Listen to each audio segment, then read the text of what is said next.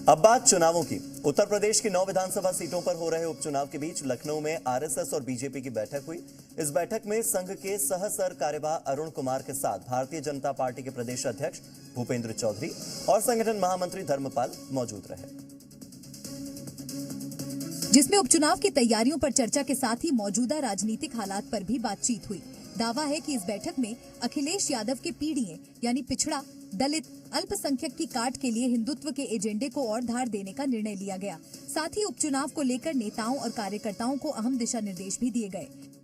संघ, सरकार और संगठन किस तरह एक साथ मिलकर इन उपचुनावों में उतरने जा रहा है, इन उपचुनावों में कैसे कार्यकर्ताओं नेताओं को बैठक करनी है, इसको लेकर भी जरूरी दिशा निर्देश दिए गए हैं।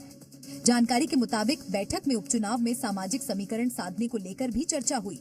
लोकसभा चुनाव में पिछड़ों और दलित जातियों में सेंधमारी पर भी चिंता जताई गई और यही वजह रही कि उपचुनाव के अंतिम दिनों में संघ ने भी 9 विधानसभा सीटों में से मुख्य संघर्ष वाली सीटों पर पूरी ताकत झोंकने का फैसला किया। जिन सीटों पर संघ ने खास तौर पर ध्यान देने की बात कही, उनमें करहल, कुंदरकी, सीसामऊ और कटहरी विधानसभा सीटें शामिल हैं। बताया गया कि आरएसएस ने उपचुनाव में बीजेपी की फतह की इबारत लिखने में ही नहीं, बल्कि जातियों में बिखरे हिंदुओं को एकजुट करने के लिए हिंदुत्व और राष्ट्रवाद को धार देने का निर्णय लिया।